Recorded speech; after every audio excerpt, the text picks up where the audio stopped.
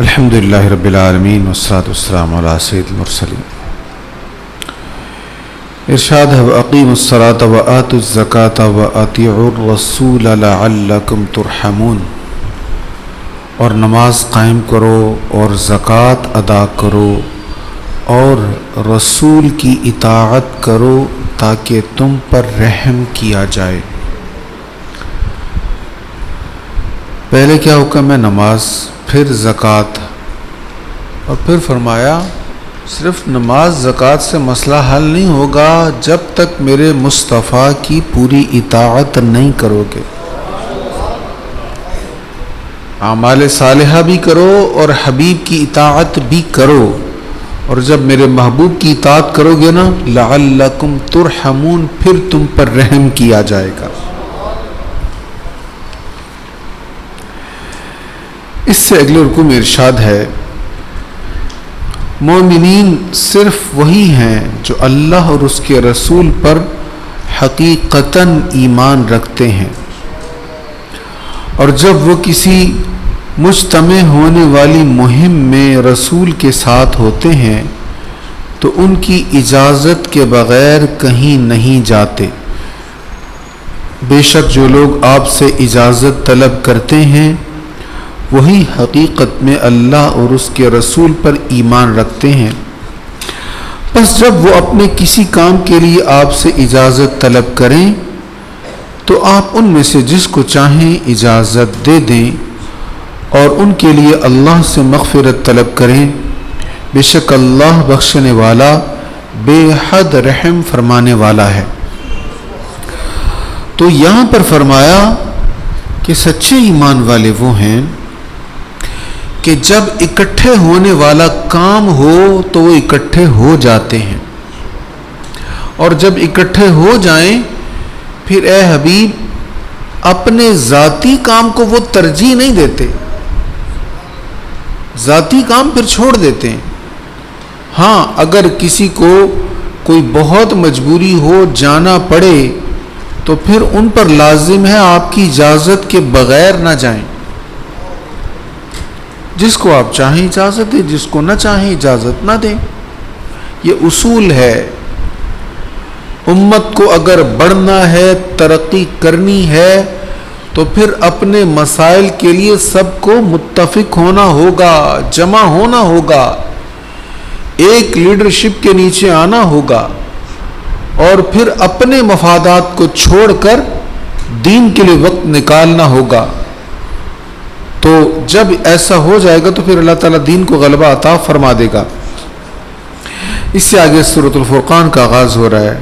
فرمایا وہ برکت والا ہے جس نے اپنے مکرم بندے پر بتدریج الفرقان یعنی قرآن مجید کو نازل فرمایا تاکہ وہ جہانوں کے لیے عذاب سے ڈرانے والے ہوں۔ علی عبدہ لیکون للعالمین نذیرا، جہانوں کے لیے ڈرانے والے ہوں۔ تو اس فرقان کو، اس قرآن کو اللہ نے اپنے عبد مکرم پر کس لیے نازل کیا ہے؟ تاکہ اس کے ذریعے سارے جہان والوں کو ڈرائیں۔ بھئی سارے جہان والوں کو کیوں ڈرانا ہے؟ صرف عرب والوں کو کیوں نہیں ڈراتے؟ اللہ کی عذاب سے صرف عرب والوں کو کیوں نہیں ڈراتے؟ سارے جہان والوں کو کیوں؟ اس لیے کہ حضور سارے جہان والوں کے لیے نبی بن کر آئے ہیں۔ یہ صرف بنی اسرائیل کے لیے نہیں آئے، صرف بنو اسماعیل کے لیے نہیں آئے، صرف اہل عرب کے لیے نہیں آئے، بلکہ سرکار علیہ الصلوۃ والسلام تمام جہان والوں کی طرف نبی بن کر آئے ہیں۔ اس لیے فرمایا لیکون للعالمین نذیرا۔ اس سے اگلے رکوع میں ارشاد ہے اور ہم نے آپ سے پہلے جتنے رسول بھیجے وہ سب کھانا کھاتے تھے اور بازاروں میں چلتے تھے۔ کفار نے اعتراض کیا، بھئی یہ کہتے میں رسول ہوں، یہ کیسے رسول ہیں؟ یہ تو جیسے ہم کھانا کھاتے ہیں تو یہ بھی کھانا کھاتے ہیں، ہم بازاروں میں چلتے ہیں تو یہ بھی بازاروں میں چلتے ہیں۔ رسول کا کیا کام ہے کہ وہ بازاروں میں چلتا پھرے، بازاروں میں آئے جائے؟ رسول کا کیا کام کہ وہ کھانا کھائے؟ اللہ تعالیٰ نے فرمایا کہ پہلے بھی جتنے رسول آئے وہ سبھی کھانا کھاتے تھے، وہ سبھی بازاروں میں چلتے تھے، اس میں کون سی ایسی بات ہے؟ ہم نے فرشتے کو تو بھیجا نہیں تمہاری طرف، ہم نے رسول کو بھیجا ہے اور تم ہی میں سے بھیجا ہے، اور اگر رسول کھانا نہیں کھائے گا تو تمہیں کھانے کا سلیقہ کیسے آئے گا؟ تمہیں کیسے پتا چلے گا کہ کیسے کھانا ہے، کھانے کے آداب کیا ہیں؟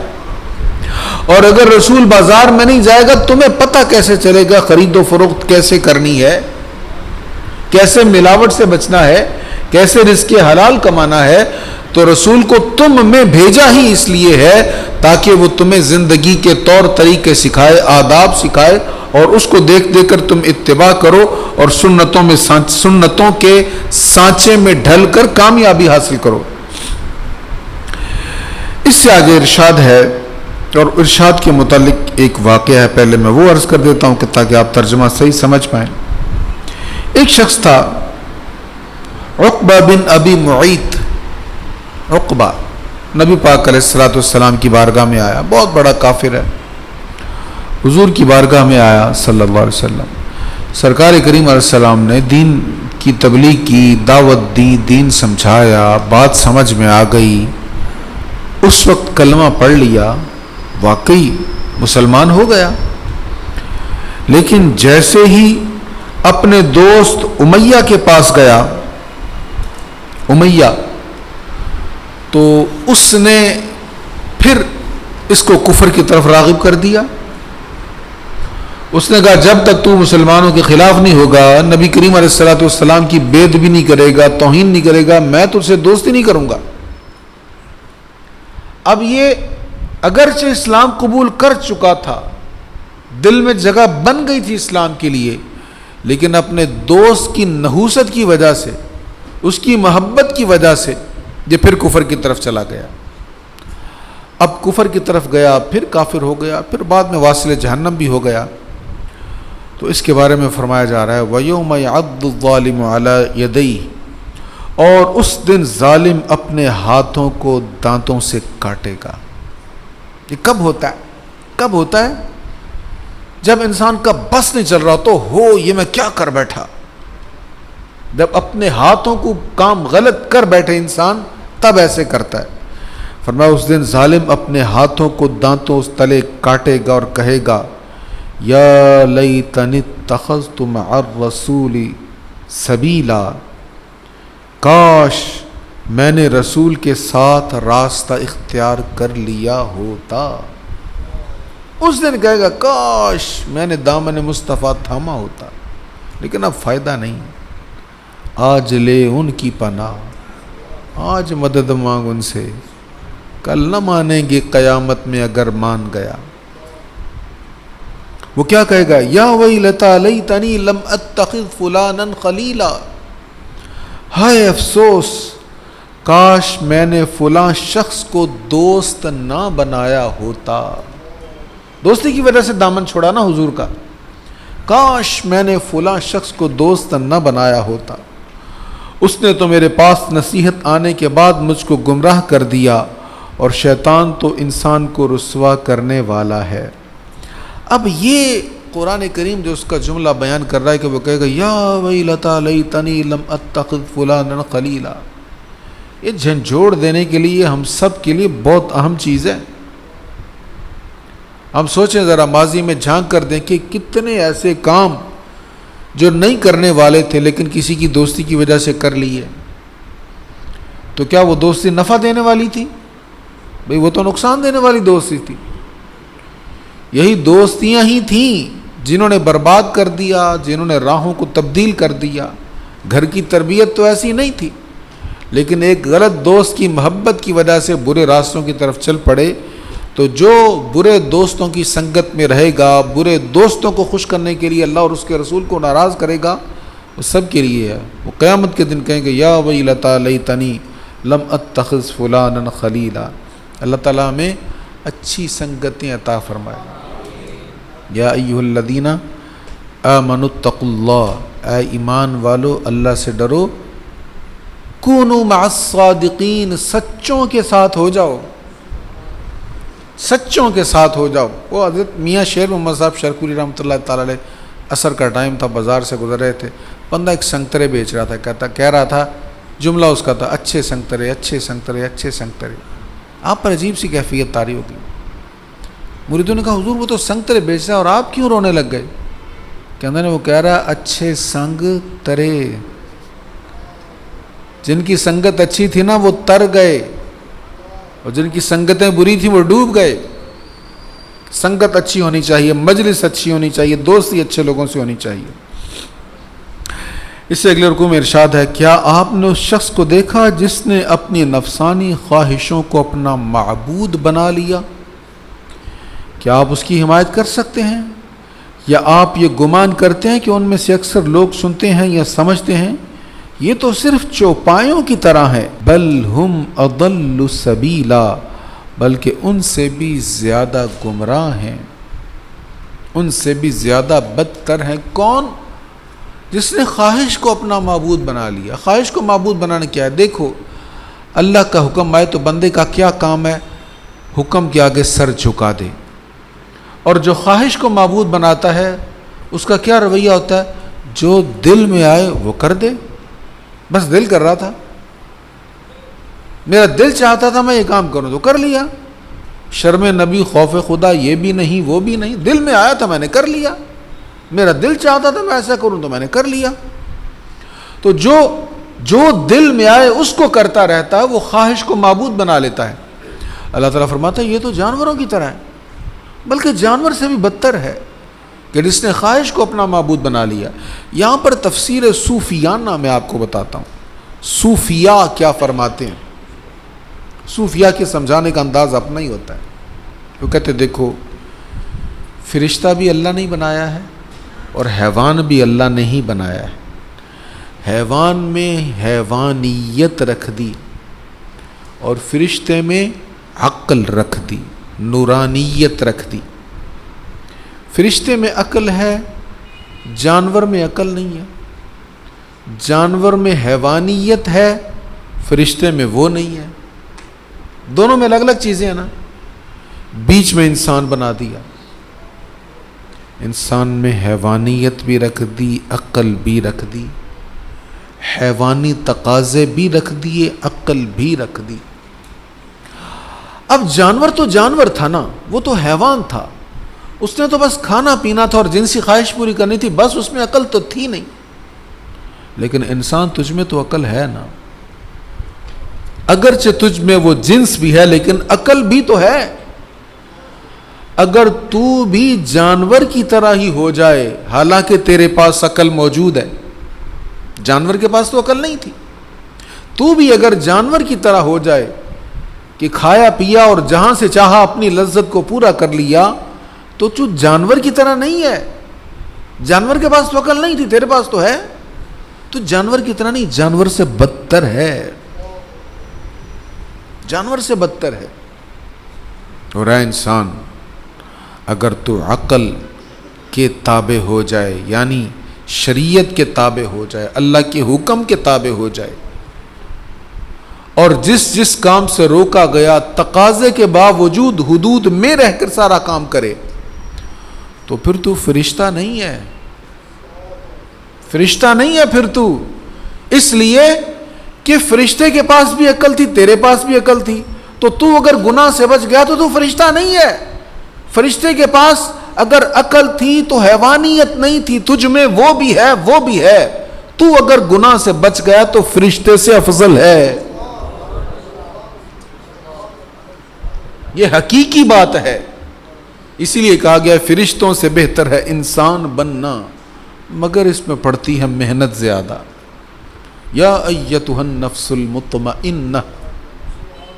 پھر ایسے لوگوں کو جب وہ روح جب آئیں گے نا اسرائیل علیہ السلام روح نکالنے کے لیے، تو پیار سے کہیں گے یا ایتھا النفس المطمئنہ، اے نفس مطمئنہ، تو نے اپنی شریعت کے مطابق سب کچھ کیا، جو تیرے جسم نے، تیری طبیعت نے، تیرے نفس نے خلاف شرع کام کے لیے کہا، تیرے اندر وہ طاقت موجود تھی، تو نے دبا دیا، اللہ کی نافرمانی نہیں کی. اے نفس مطمئن ارجعی الی ربک راضیۃ مرضیہ، اب جا اپنے رب کی طرف اس حال میں کہ وہ تجھ سے راضی ہے، تو اس سے راضی ہے. اللہ ہمیں نفس مطمئنہ نصیب فرمائے۔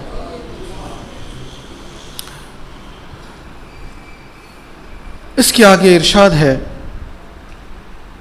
قیامت کے دن اس کو دگنا عذاب دیا جائے گا۔ کفار کی بات ہو رہی ہے، مشرکین کی بات ہو رہی ہے۔ فرمایا قیامت کے دن اس کو دگنا عذاب دیا جائے گا اور وہ اس میں ذلت کے ساتھ ہمیشہ رہے گا، سوا اس کے جس نے توبہ کر لی اور ایمان لایا اور اس نے نیک اعمال کیے، تو یہ وہ لوگ ہیں جن کے گناہوں کو اللہ نیکیوں سے بدل دے گا۔ جو توبہ کر لیتا ہے نا، اللہ اس کے گناہوں کو فَأُولَئِكَ يُبَدِّلُ اللَّهُ سَيِّئَاتِهِمْ حَسَنَاتٍ، اللہ اس کے گناہوں کو نیکیوں سے بدل دیتا ہے۔ کیا مطلب؟ اس کی مفسرین نے کئی طرح سے تفسیر کی ہے۔ کہتے ہیں یہ بھی ہو سکتا ہے اب وہ ایمان لایا ہے یا سچے دل سے توبہ کی ہے، اب اس کی توبہ کی قبولیت ایسے ہوگی کہ اس نے جتنے گناہ کیے تھے اللہ توفیق دے گا اتنی وہ نیکیاں کرے گا، اب گناہ نیکیوں سے بدل گئے۔ ایک تفسیر یہ ہے کہ جتنے گناہ کیے تھے اب اتنی اخلاص کے ساتھ توبہ کی ہے کہ اللہ اس کو نیکیاں عطا فرما دے گا۔ اس پر ایک حدیث بھی مفسر نے لکھی ہے ایک اور معنی بیان کرتے ہوئے۔ نبی کریم صلی اللہ تعالیٰ علیہ وآلہ وسلم نے فرمایا میں یقیناً جانتا ہوں کہ سب سے آخر میں جنت میں کون داخل ہوگا اور سب کے بعد دوزخ سے کون نکلے گا۔ جب دوزخ سے لوگوں کو نکالا جائے گا تو سب سے آخر میں کون نکلے گا، تو حضور یہ بھی جانتے ہیں۔ پھر حضور نے فرمایا ایک شخص ایسا ہوگا جسے قیامت کے دن اللہ تعالیٰ کی بارگاہ میں پیش کیا جائے گا۔ اللہ تعالیٰ فرشتوں سے فرمائے گا اس کے صغیرہ گناہ اس پر پیش کرو، چھوٹے گناہ اس کو دکھاؤ ذرا۔ چنانچہ اس کے صغیرہ گناہ اس پر پیش کیے جائیں گے اور اس سے کہا جائے گا تو نے فلاں دن فلاں کام کیا تھا، یہ کیا تھا نا تو نے۔ وہ شخص اقرار کرے گا اور اپنے دل میں اندر ہی اندر ان کاموں سے انکار کی سکت نہیں پائے گا اور اپنے بڑے گناہوں سے ڈر رہا ہوگا۔ چھوٹے گناہ تو پیش کیے جا رہے ہیں، وہ کہہ رہا ہاں میں نے کیے، اندر سکت نہیں ہے کہ انکار کرے، لیکن بڑے گناہوں سے ڈر رہا ہوگا کہ وہ نہیں سامنے آئے، کہیں وہ نہ سامنے آ جائیں۔ یہ چھوٹے گناہ اتنے زیادہ ہو گئے، اگر بڑے بھی سامنے آ گئے تو پتہ نہیں کیا ہوگا۔ اللہ تعالیٰ اس شخص سے کہے گا جا تجھے تیرے اس ہر گناہ کے بدلے نیکی عطا کی جاتی ہے۔ چھوٹے گناہ پیش کیے گئے تو وہ ڈر رہا تھا بڑے گناہوں سے، اللہ فرمائے گا ہر گناہ کے بدلے نیکی عطا کی جاتی۔ اب وہ جو پہلے بڑے گناہوں سے ڈر رہا تھا نا، وہ کہے گا یا اللہ میرے تو اور بڑے بڑے گناہ بھی ہیں۔ اللہ اکبر، رحمت دیکھ کر اللہ کی، یا اللہ میرے تو بہت بڑے بڑے گناہ بھی ہیں۔ حضور علیہ الصلوۃ والسلام نے جب یہ بات کی تو سرکار مسکرا پڑے کہ اللہ کی رحمت کس قدر ہوگی کہ وہ جو گناہوں سے ڈر رہا تھا خود گناہوں کا اقرار کر رہا ہے۔ تو یہ ہے اللہ تعالیٰ گناہوں کو نیکیوں سے بدل دیتا ہے۔ عدل کریں تے تھر تھر کمن اچیاں شاناں والے، فضل کریں تاں بخشے جاون میں جائے منہ کالے۔ اس سے آگے سورۃ الشعراء ہے، آغاز میں ارشاد ہے، یہ روشن کتاب کی آیتیں ہیں، اے رسول مکرم شاید آپ اس غم میں جان دے دیں کہ وہ ایمان لانے والے نہیں ہیں۔ نبی پاک علیہ الصلوۃ والتسلیم کی کیفیت یہ تھی، آپ اس قدر غمگین ہوتے تھے کہ کفار ایمان کیوں نہیں لا رہے، اب ایمان نہیں لائیں گے تو دوزخ میں جلیں گے۔ تو اللہ نے فرمایا محبوب اتنا غم کر رہے ہیں آپ نے بس پیغام پہنچانا تھا، پہنچا دیا، بس آپ کا کام ختم۔ اے حبیب اتنا غم نہ کریں، آپ تو ایسے مغموم ہو رہے ہیں جیسے انہی کے غم میں اپنی جان دے دیں گے۔ تو اس سرکار کریم علیہ الصلوۃ والتسلیم کی رحمت کا اظہار ہو رہا ہے اس آیت میں کہ کتنا اللہ نے کریم بنا کر بھیجا ہے آپ کو۔ اس سے اگلے رکوع میں حضرت موسیٰ علیہ الصلوۃ والسلام کا ذکر ہے کہ جب وہ فرعون کے دربار میں گئے، فَأَلْقَىٰ عَصَاهُ فَإِذَا هِيَ ثُعْبَانٌ مُبِينٌ، پس موسیٰ نے اپنا عصا ڈال دیا تو وہ یکا یک کھلم کھلا اژدہا بن گیا اور انہوں نے اپنا ہاتھ نکالا تو وہ اچانک دیکھنے والوں کے لیے چمکتا ہوا بن گیا۔ یہ رکوع کا آخر ہے۔ تو حضرت موسیٰ نے بھرے دربار میں معجزہ دکھایا، اپنی سٹک کو پھینکا تو وہ اژدہا بن گیا، ہاتھ اپنے بغل میں رکھا، جب باہر نکالا تو سورج اور چاند کی طرح روشن ہو گیا۔ اب سارے درباری مبہوت ہیں اس منظر کو دیکھنے کہ یار یہ تو بڑے کمال کا معجزہ ہے۔ اب فرعون بھی بڑا تیز تھا، وہ درباریوں کے فیس ایکسپریشن دیکھ کے اندازہ ہو گیا اس کو کہ درباری تو متاثر ہو گئے اس سے، میرے بڑے بڑے وزراء یہ معجزات دیکھ کر متاثر ہو گئے۔ تو اگلے رکوع میں ارشاد ہے فرعون نے پھر کیا کہا؟ فرعون نے اپنے ارد گرد بیٹھے ہوئے سرداروں سے کہا بے شک یہ ضرور کوئی ماہر جادوگر ہے۔ اب ان کے ذہنوں میں جو تصور بن رہا تھا حضرت موسیٰ کی حقانیت کے بارے میں، اس کو زائل کرنے کے لیے اس نے چالاکی سے کہا یہ کوئی بہت بڑا جادوگر ہے، یہ اپنے جادو کے ذریعے تم کو تمہارے ملک سے نکالنا چاہتا ہے۔ یعنی وطن کی محبت بھی ڈالتے ہوئے اس نے کہا کہ تمہارے وطن سے تمہیں نکالنا چاہتا ہے، سو اب تم کیا مشورہ دیتے ہو؟ جادوگروں سے اب وہ اپنے درباریوں سے مشورہ کر رہا ہے۔ تو یہ تین کام اس کے چالاکی والے تھے، ایک تو جادوگر کہہ دیا، دوسرا کہا تمہیں تمہارے وطن سے نکالنا چاہتا ہے، اور تیسرا ان سے مشورہ مانگا جا رہا ہے تاکہ فرعون کے بارے میں ان کے دل میں خیال آئے کہ فرعون تو ہمیں اپنا بڑا خیر خواہ سمجھتا ہے، ہمارے مشورے کے بغیر چلتا نہیں ہے۔ اور پھر اس کا یہ وار کامیاب بھی ہوا، اور پھر ان لوگوں نے جادوگروں کو اکٹھا کیا۔ خیر جب جادوگر آئے تو موسیٰ علیہ السلام نے عصا پھینکا تو وہ بھی کلمہ پڑھ کر مسلمان ہو گئے۔ پھر ارشاد ہے کہ اگلے رکوع میں کہ موسیٰ علیہ السلام نے اللہ کے حکم سے قوم کو ساتھ لیا اور لے کر چل پڑے، بنی اسرائیل کو ساتھ لیا اور جا رہے تھے، آگے دریا آ گیا، پیچھے فرعون اور اس کا سارا لشکر پہنچ گیا۔ اب وہ ساتھی کہنے لگے موسیٰ اب تو ہم نہیں بچیں گے، پیچھے دشمن آ گیا، آگے دریا ہے، اب دریا ہے، سمندر ہے، ڈوب جائیں گے ہم اس میں۔ تو حضرت موسیٰ علیہ السلام کو اللہ تعالیٰ نے فرمایا آپ اپنا عصا سمندر پر ماریں، آپ اپنا عصا سمندر پر ماریں۔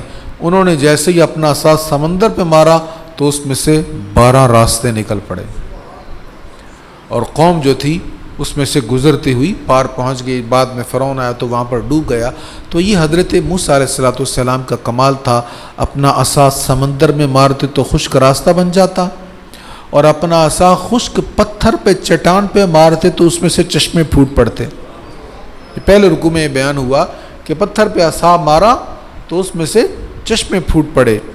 تو موسیٰ علیہ السلام نے تو پہاڑوں سے، پتھروں سے پانی رواں کیا ہے، اور پہاڑوں سے پانی آتا آپ نے بھی دیکھا ہوگا، لیکن کریم آقا صلی اللہ علیہ وسلم کے غلاموں کو جب پیاس لگی، حضرت جابر کہتے ہیں ہم جا رہے تھے اور پیاس لگ گئی، پانی ختم تھا، تو حضور علیہ السلام نے اپنی انگلیاں پیالے کے اندر رکھ دیں، انگلیاں پیالے میں رکھی، انگلیوں سے چشمے جاری ہو گئے۔